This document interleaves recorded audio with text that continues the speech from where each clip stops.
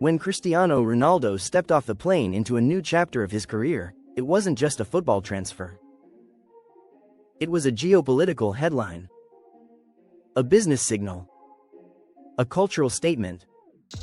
In many ways, it looked less like an athlete joining a club and more like a head of state arriving for a diplomatic mission. This is why his arrival at Al Nassr felt extraordinary. Stadiums weren't just filled, they were transformed into stages of national pride. Billboards, partnerships, ceremonies, and global broadcasts framed the moment as something far bigger than sport. To understand why he is treated like royalty, you must zoom out from football and look at the architecture of influence. Nations today don't compete only with oil reserves, infrastructure, or military strength. They compete with attention, with perception, with narrative. And in the modern economy, attention is currency. The country welcoming him, Saudi Arabia, is undergoing one of the most ambitious economic transformations of the 21st century. The mission is clear: diversify beyond oil, attract global investment, and reposition itself as a hub of tourism, entertainment, and innovation. But transformation requires symbols. It requires moments that make the world pause and look again. Ronaldo became that moment. Because icons compress time. What might take decades of marketing can happen instantly when a globally recognized figure aligns with a national vision. His presence signals stability, ambition, and global integration not just to fans, but to investors, entrepreneurs, and institutions. This is no longer about goals scored on grass. It's about influence scored on the world stage. And that is why the treatment resembles royalty. Not because of celebrity worship, but because in today's interconnected economy, the right individual can carry the weight of a country's rebranding on his shoulders. This is the new game being played, and it's far bigger than football. Most people believe this move was about salary. Headlines focused on staggering figures, record-breaking contracts, and numbers that felt almost unreal.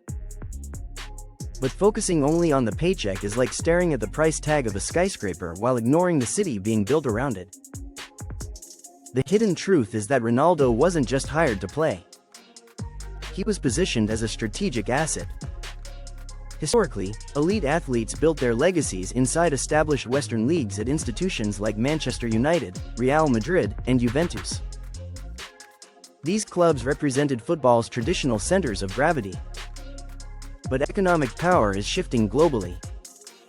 Emerging markets are no longer content-consuming culture, they are actively producing it. By bringing in one of the most recognizable individuals on the planet, Saudi leadership, guided by figures like Mohammed bin Salman, accelerated a perception shift that might otherwise take a generation. Consider how global audiences behave. Fans follow players more than leagues. Brands follow attention. Broadcasters follow demand. Investment follows visibility. Ronaldo's transfer effectively redirected millions of eyes overnight. This is influence arbitrage, identifying undervalued visibility and injecting a globally dominant brand to multiply its worth.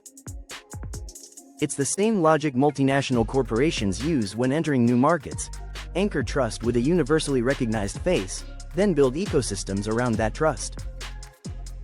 So while critics debated footballing motives, strategists saw something else entirely: a masterclass in narrative economics.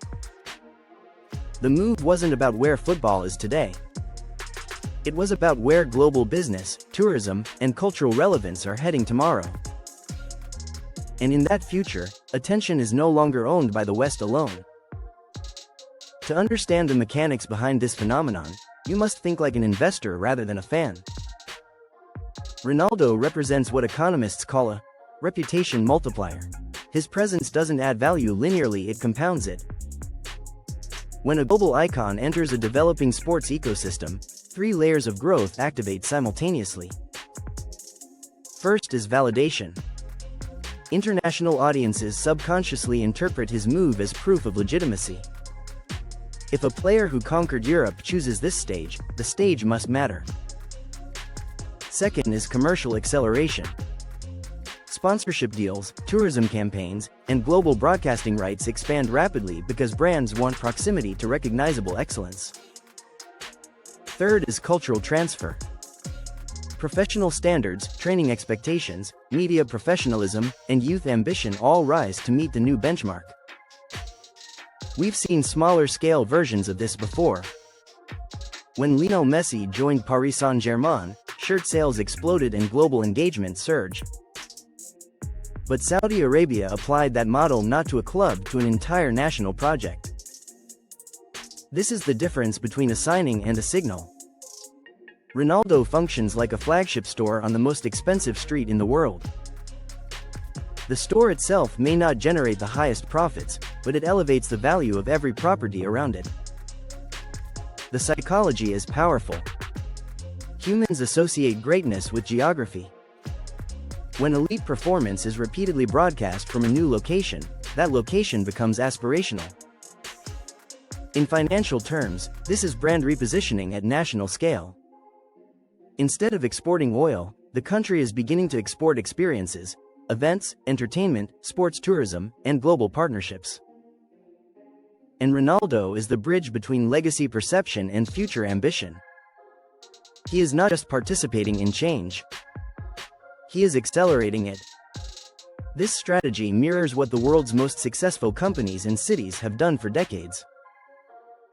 Think of how Silicon Valley attracted visionary founders to establish credibility in its early days. Or how global fashion capitals invited elite designers to define identity before building mass industries around them. High achievers understand a powerful principle: proximity to excellence creates exponential growth. Saudi Arabia applied this principle by importing not just talent, but symbolic leadership in performance culture. Inside stadiums in Riyadh, you now see young players training with heightened discipline. Local businesses align themselves with international standards. Event organizers think globally rather than regionally. This is how ecosystems evolve, not slowly, but through catalytic figures. Successful entrepreneurs do the same in their own lives. They invest in environments, mentors, and partnerships that elevate expectations. They understand that surrounding yourself with world-class energy forces adaptation. Ronaldo's influence operates like a masterclass broadcast daily. His routines, longevity, and professionalism reshape how athletes prepare.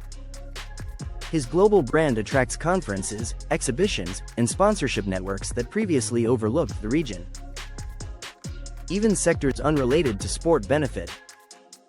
Hospitality, aviation, real estate, and media all experience what economists call the halo effect.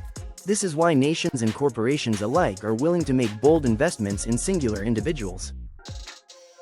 Because when chosen correctly, those individuals transform perception faster than infrastructure ever could. And perception, in a globalized economy, is often the gateway to prosperity. The real turning point is understanding that this story is not about football, it's about positioning. For decades, success meant moving toward established centers of power. Today, power is becoming more decentralized. New hubs are emerging, and they are willing to invest aggressively to accelerate relevance. Ronaldo recognized something many overlook: legacy is no longer defined only by where you compete, but by what you help build. At this stage of his career, he didn't need validation from existing leagues. He had already conquered them. What remained was influence, the opportunity to shape an entirely new sporting narrative. This reflects a mindset shift seen among elite performers and visionary investors, transitioning from participation in history to creation of history. It's the difference between earning income and building ecosystems. By aligning with a national transformation project, Ronaldo expanded his role from athlete to global ambassador of change. His brand now intersects with tourism campaigns, youth development, and international partnerships. That level of integration creates longevity far beyond retirement. Long after the final whistle of his career, the structures built during this era will remain. For viewers, this reveals a powerful lesson: true wealth and influence often come not from staying inside established systems, but from identifying where growth is about to happen and arriving early. The boldest moves are rarely comfortable, but they are often the ones that redefine trajectories. So how can you apply this principle to your own life, even if you're nowhere near a football pitch or billion-dollar contracts? Start by studying environments, not just opportunities. Most people chase immediate rewards, higher salaries, familiar markets, predictable paths. But transformational thinkers analyze where momentum is heading. They position themselves in spaces that are expanding, not merely stable. Ask yourself 3 questions. Where is attention shifting in my industry? Which regions, technologies, or ideas are underpriced today but gaining traction? How can I align a personal brand with that growth before it becomes obvious? Second, invest in credibility. Ronaldo didn't build influence overnight. He spent decades crafting excellence so that when he moved, the world followed. Your expertise, reputation, and discipline are what allow you to carry value into new arenas.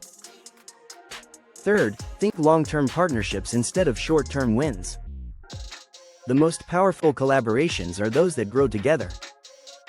When you attach your progress to a rising ecosystem, your success compounds with its expansion.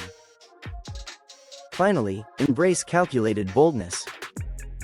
Strategic risk is often the gateway to asymmetric reward. You don't need to be the greatest footballer alive to apply this thinking.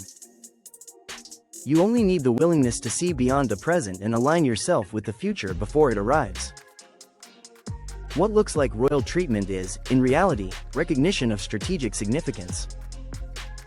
Ronaldo's journey to Saudi Arabia symbolizes a new era where influence flows in multiple directions, where emerging markets shape global culture, and where individuals can become catalysts for national transformation. This is not merely the story of a legendary athlete extending his career. It is the story of how modern power operates through branding, attention, and visionary alignment. In the past, kingdoms were defined by land and armies. Today, they are defined by narrative and visibility.